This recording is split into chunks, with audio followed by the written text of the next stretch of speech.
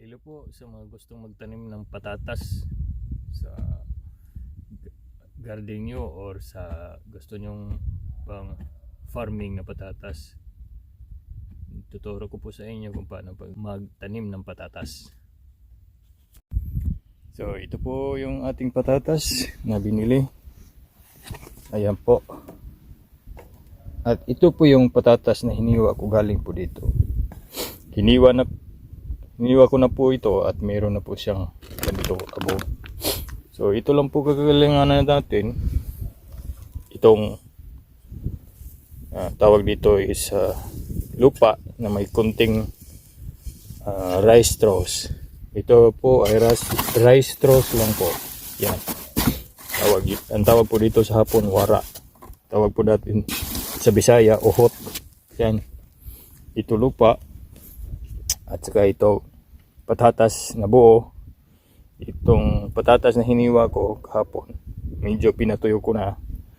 At ito rin tawag dito meron po itong fertilized na po itong lupa na to. Meron siyang nitrogen, potassium at saka phosphorus. Meron din po siyang magnesium na laman, calcium. Meron po siyang mangan at saka yung pH level po niya ay medyo mataas. Yan, 12. Ayan po. Kung wala kayo nito, pwede ring abo. Gumamit kayo ng abo. Tapos tuturo ko sa inyo kung paano similya ng patatas. Yan. Ito lang po kakailangin natin. Tapos tuturo ko sa inyo kung paano tayo gumawa ng similya ng patatas. Yan. Kung bumili po tayong patatas sa merkado, ganitong patatas, makikita nyo rito wala po siyang talbos na tumubo. Yan, patatas po yan. Tapos walang masyadong talbos. Kasi yung patatas na nabili natin sa merkado, medyo ano po yun, sariwa. Galing pa po yan sa field na pinag-harbisan. Kaya wala pa pong mga talbos na tumubo. Ngayon, ang gagawin natin kapag bumili po tayong patatas at itatanim natin sa ating garden or gagawa tayo ng patatas farm. Itong patatas na to, i-expose muna natin sa sunlight ng mga 2 weeks or 2 to 3 weeks. I-expose po natin. Ngayon, ang pag-expose dito ay may maraming paraan po. Meron po ako ritong ito, yung lupa at saka itong rice straws, wara. Tapos ang gawin natin ito, para po ma-expose ito at lalabas yung kanyang talbos, lalagay natin dito sa lupa. Pwede kayong gumamit ng lupa at pwede rin kayong gumamit ng ano lang, mga patay na anong tawag dun, straws ng kahit anong halaman, basta ganito yung resulta ng straws niya. Tapos ilagay nyo lang, i-expose nyo sa sunlight, ganyan. Huwag nyo paulanan, ganyan lang. Tapos yan, ito sa lupa, ito rin sa lupa.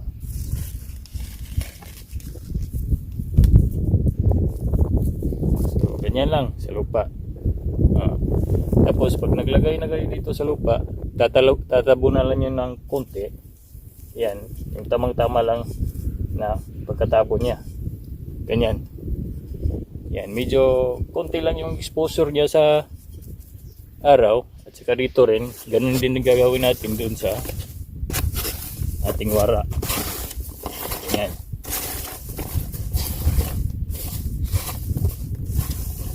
Yan, ganyan.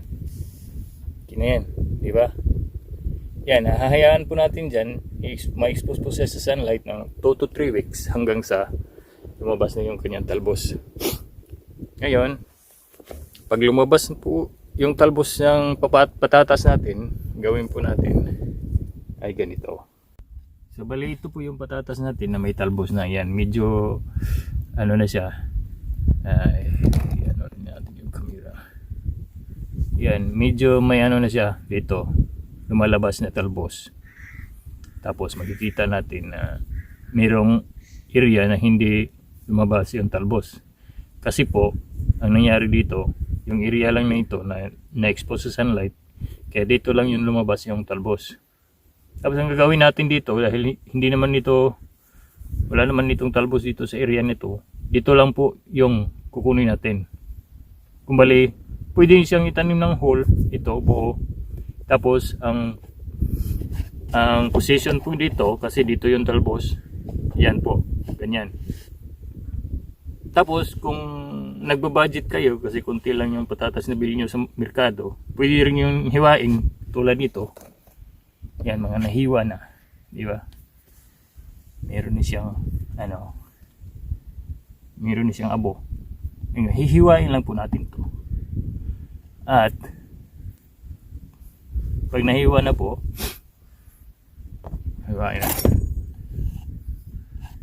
Yan po paghihiwa natin. Kasi dito yung camera. Kasi dito po yung talbos niya. Ito makikita nyo, meron siyang talbos dito, meron din dito. Tapos meron din dito. Ang gagawin natin para mahati po ito, ganito po yun. Paghiwa natin. Ganyan. Para balance po siya. Di ba? Meron dito at saka meron din dito side. So hiwain na po natin ganito. Ayan po. Yan. Tapos kita nyo yung may talbos dito. Sa kabila naman meron naman po dito. Ang posisyon ng pagtatanim po dyan ay ganyan po. Ganito po. Yan. Dito yung lupa. Tapos ito yung posisyon niya. Ang talbos po ay dito lumalabas. Sa kabila po rito. Di ba? Ayan, makikita nyo. Yan. So, dalawa na yun. Pwede rin tatluhan. Gawin yung 4. Pwede rin. Nasa sa inyo yan. Kung paano nyo ibabudget. Ngayon, kasi may hiwa siya dito. Ito po, ang tendency po nito kasi may hiwa siya. Mabubulog po yan pag itanim nyo sa lupa ng ganito. So, ang gagawin natin ay lagyan po natin. Kaya po dito ng lupa. Ganitong lupa. May halong abo.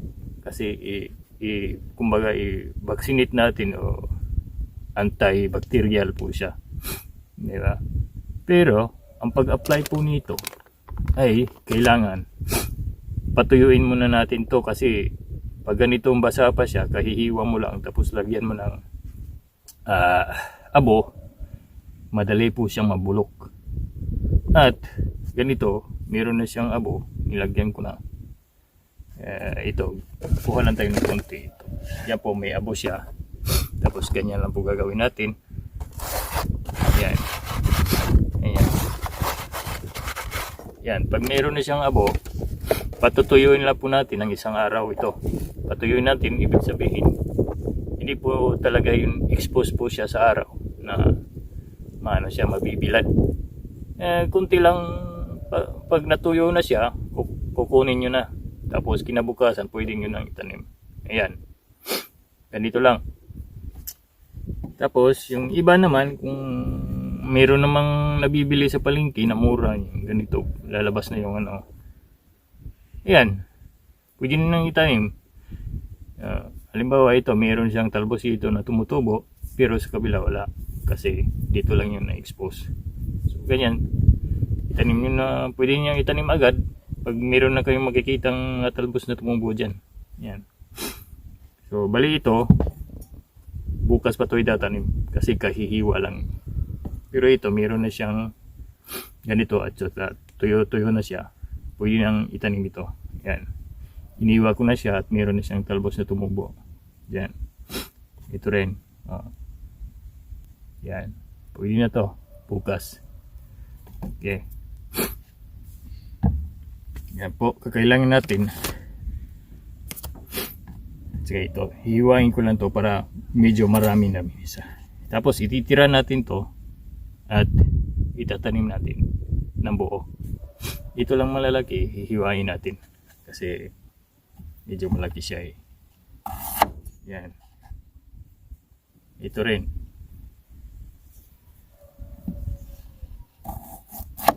Yan. Yan. Tapos lagyan po natin ng abo. Yung ano natin. Naka-ziplock kasi po ito. Yan. Kaya madali po siyang isara at safe na po siya. Yan. Tapos gagawin natin. Yan lang natin. Ito, abo. Ayan. Dumikit na po siya. Tapos i-expose lang po natin ito sa sunlight dito ng isang araw. Ayan. Ayan. May halo kasi itong abo, kaya yung mga bad bacteria o pagkabulok niya, hindi siya madaling mabulok kasi ano niya siya, coated na siya ng ganito. Kasi ayaw ng mga bacteria na maabo. Yan. Yan, okay na yan.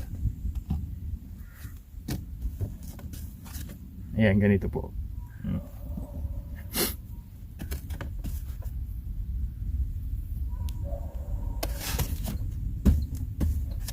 Yes, okay. So, ganyan lang po yung gagawin natin pag tayo po ay mag-prepare ng binhi ng patatas. Tapos itatanim natin to sa, siguro ito bukas pa to may tatanim natin, pero ito pwede na to ngayon kasi ito rin may nahiwa ko dito na kahapon, binibigad ko. Pwede na rin po rin ito. So try natin. Okay. So guys, ito po yung area natin pagtatingnan natin ng patatas. Ito, meron po siyang haba na 2.5 meters mula dito hanggang doon sa pinakadulo. Kasi 2.5 meters lang yung ihahanda natin kasi yung patatas natin na binhi ay 18 piraso lang, tapos yung distancing po ng binhi ay 30 centimeters lang naman. So siguro kakasya na yung 2.5 meters. At yung distansya naman dito at saka dito nasa ano po siya, 1.3 meters or 130 centimeters. So kasi ang gagawin po natin dito sa patatasan natin, yung gardening natin ay dito po natin ilalagay yung mga binhi at saka dito. So ang space po niya dito at saka dito nasa 50 to 70 centimeters. Nasa sa inyo na yan kung medyo maliit lang yung space na pagtataniman nyo, pwede ring 50 centimeters lang yung spacing niya. Kasi dito natin itatanim ng patatas natin hanggang doon at saka dito po hanggang doon sa dulo. So dalawang linya po siya at may spacing siya ng 50 centimeters. Tapos kung maliit lang naman ang itatanim nyo, pwede ring isang plot lang po siya na maliit. Tapos yung kanyang size po ay 70 centimeters dito hanggang sa dito. So, ito po yung gitna nyo sa plot nyo. So kayo na pong bahala kung anong size ng plot nyo, basta ito po yung gagawin natin. At ihahanda po natin ito, bungkalin po natin ito. At maghanda may hinanda na po akong abono. At saka yung abono na gagamitin natin bago po tayo magtanim ay ito. So meron akong ditong, ito po ay dumi ng baboy na pinano na siya, kinompos na po siya ng siguro mga 2 years na to dito. Ito po ay 1 tonelada binili ko. Ito po ay may halong rice hulls at saka abo, kaya gulay po ganyan. Wala na po siyang amoy kasi composted na po siya. Kailangan natin kasi yung tinatam na natin ng patatas dito, meron po siyang area na siguro mga nasa 3 square meter yata. So ang kakailangan natin ng dumi ng baboy, bali 1 kilo kada square meter, metro kwadrado, or 2 kilos per square meter. So ito ilalagay natin. Marami naman akong dito, composted na dumi ng baboy. 2 kilos per square meter lang. Yan. Kasi ang patatas hindi po kailangan ng maraming hindi po siya kailangan ng maraming fertilizer, kasi pag sinubrahan niyo po ng fertilizer yung patatas niya, nyo, lalago yung dahon, lalago yung stem niya, tapos hindi siya magkalaman sa ugat. Yan po ang epekto ng maraming fertilizer na inilagay nyo. Kaya kunti lang, ang gagamitin natin fertilizer, meron akong ditong dumi ng baboy, meron din akong synthetic na 14-14 or 14-10-13. Kunti lang ilalagay natin kasi patatas. Ayaw nating madamihan yung kanyang fertilization ng soil, kasi baka hindi siya magkalaman. Yan. Tapos synthetic fertilizer natin 14-14 or pwede ring 8-8-8. Kunti lang naman ilalagay natin. At saka meron tayong dulo lime. Purpose natin yung dulo lime or limestone ay meron po siyang nutrients na makukuha. Yan, explain natin mamaya. So guys, ito po yung kailangan natin sa ating gardening. Bago tayo magtanim ng patatas, o i-prepare natin yung area na pagtataniman natin. Ito po. So ito po yung ating manure o tawag dito, dumi ng baboy. Nasa 3 hanggang 4 na kilo po ito.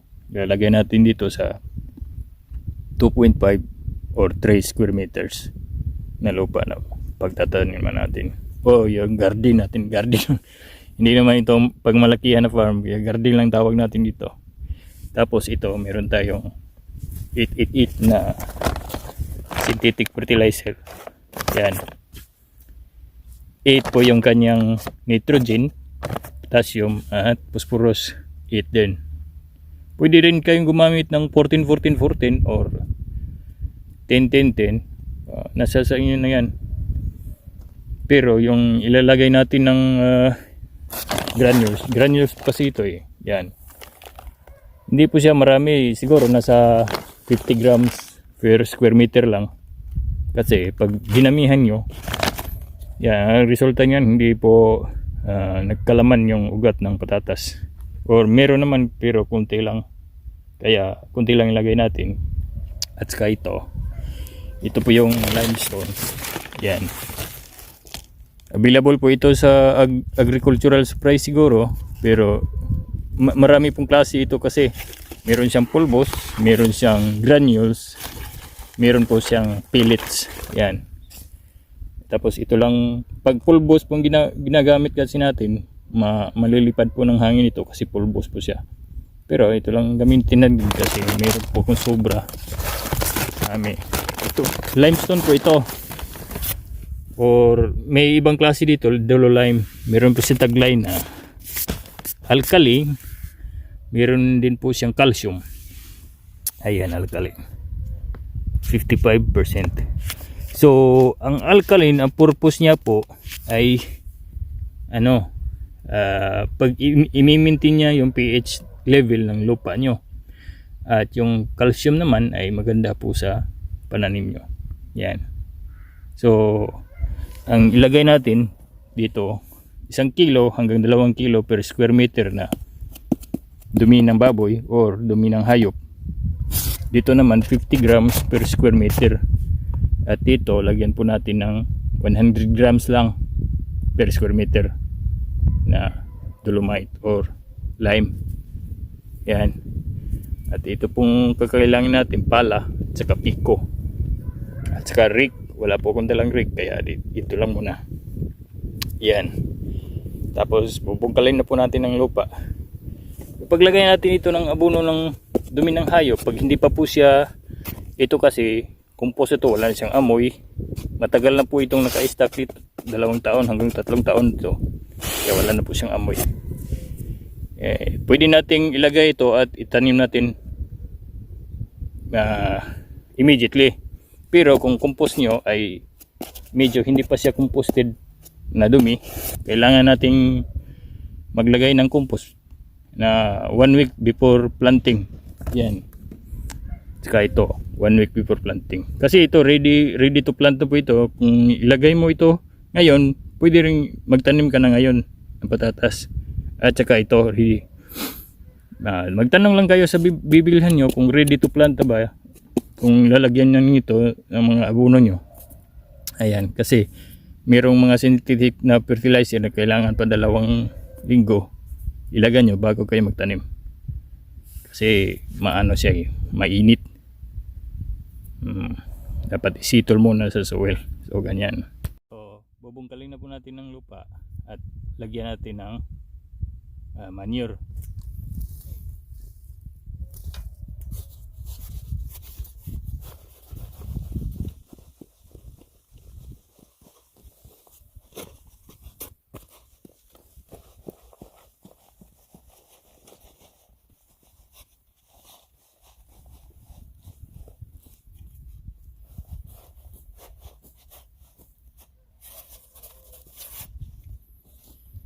Yan. Nakalagay na yung manure natin, tapos gamitin itong pala natin. Itong pala natin may sukat po siyang lalim na 30 cm. Yan po yung standard na sukat natin sa ilalim ng lupa, pagbungkal ng lupa, kasi yung 30 meters, andyan pa yung mga bad bacteria hanggang 30 meters na lalim. Kaya bubungkalin natin para ma-expose yung bad bacteria at mamatay. Yan.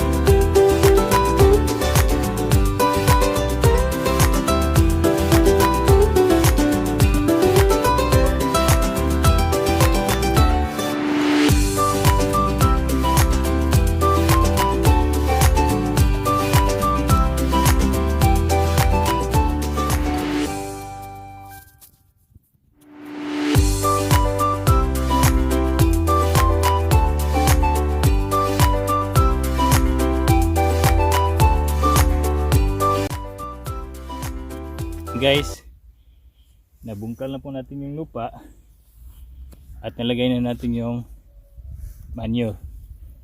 Ngayon, ang purpose ng manure, pinalambot niya po yung lupa at saka nag-fertilize din, kaya ganyan. So ngayon i-apply na natin yung synthetic at dululayin natin.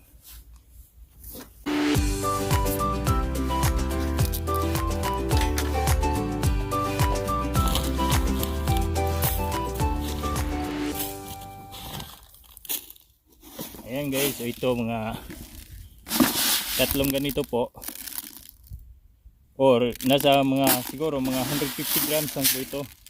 Yan, i-apply natin.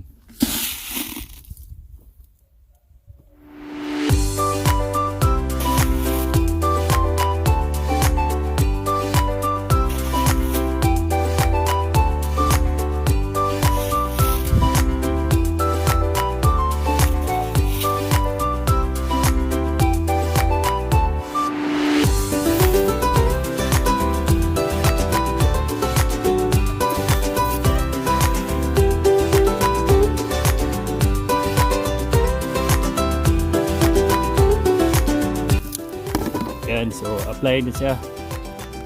Okay. Ngayon, i-apply natin yung dolomite, dolomite, limestone, ang tawag doon, dololime. Tawag, kayo lang bahalang anong tawag dyan. Kasi limestone po dito yan. Ayan. So, ito po siya, nasa mga 300 grams po ito. I-apply natin sa ating binungkal na lupa. Ayan.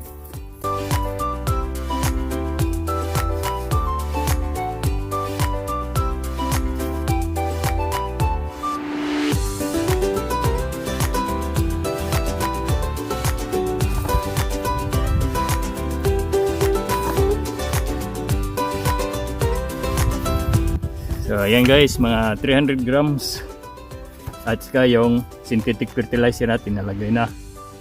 Tapos haluin natin ulit, bungkalin natin ulit. Yan.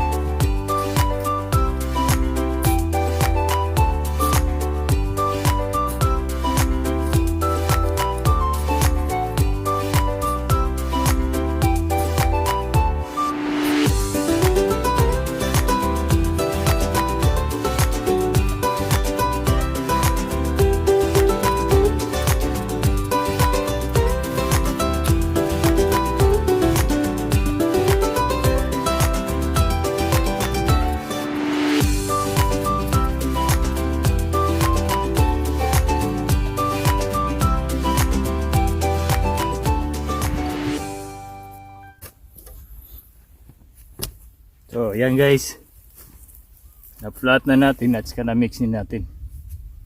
Tapos gawa tayo ng hukay. Yan, paglalagyan natin ng seeds, yung binhi. Yan. So gamit tayo nito, piko. Okay.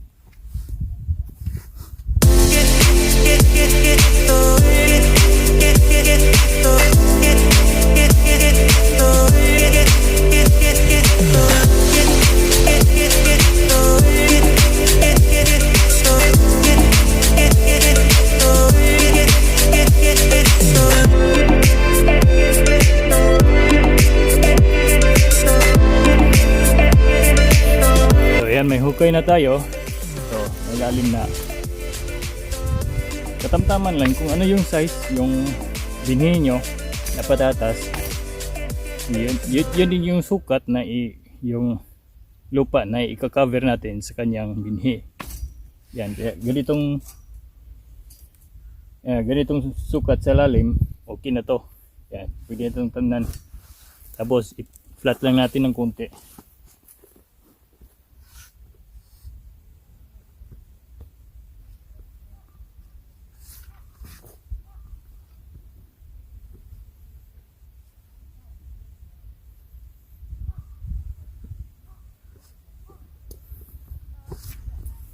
Ayan, so ready to plant na to ito. So ayan guys, ito na po yung patatas natin. Itong tatlong anim yata ito, bago natin kinat. Pero i-try natin itanim kung ano resulta. Kung mabubulok ba siya. Tapos ito na yung itatanim na po natin yung patatas natin. Saka andito po yung ano niya, talbos yan. Tapos dito po siya natin lagay. Yan, ganyan. Ganyan po, position na. So ito po, yan po, mayroon talbos dito. And so mga ganyang distansya po, nasa 30 cm po yung kanyang spacing. Yan, 30 cm yan. Hanggang dito. Yan. Center yan. Ganyan. 30 cm. Tapos 30 cm din mula dito. Ito tamnan natin. Ayan. Dito 30 cm din. Ayan. So ganyan lang po. By 30 siya. 30 po dito. Ayan. So ganyan po. Tapos dito 30 din. By 30 po siya. Ayan. Ayan. dito, saka rito. Yan. Yan.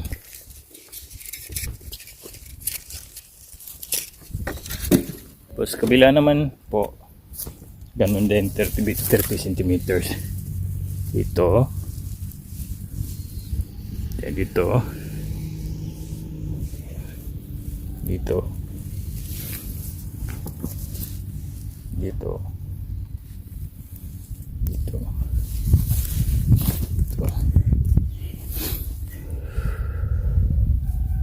Ito namang hole, hahanapin natin kung saan tumubo itong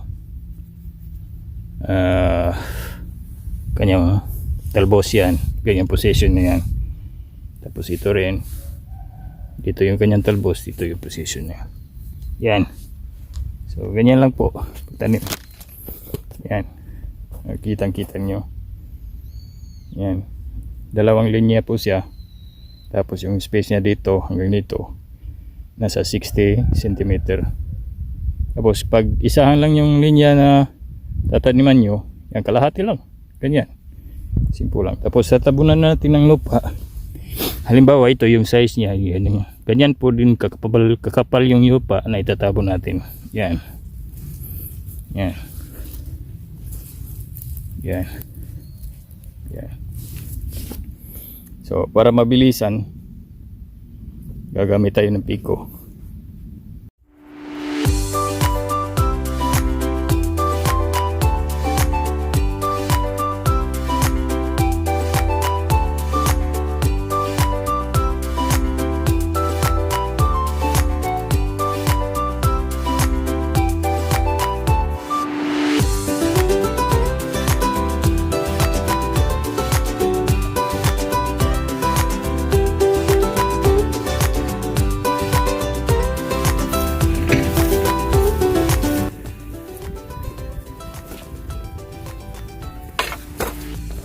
So yan guys, okay na to.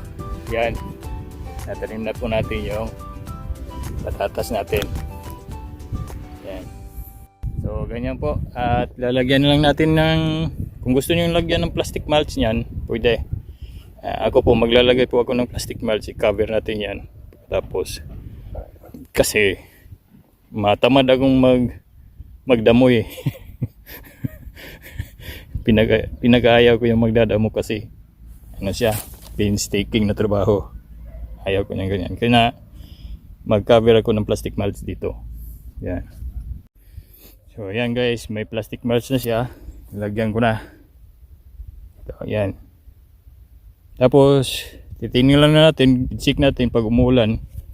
Pag meron siyang nakapundo na tubig, bubutasan po natin, pero meron siyang drainage na tubig.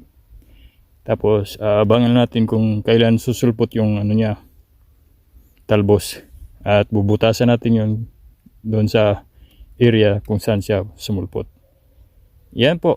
At abangan na natin kung anong update, kasi pag ganito kasi magtanim medyo madali lang, pero yung pag-aalaga medyo siya, hassle.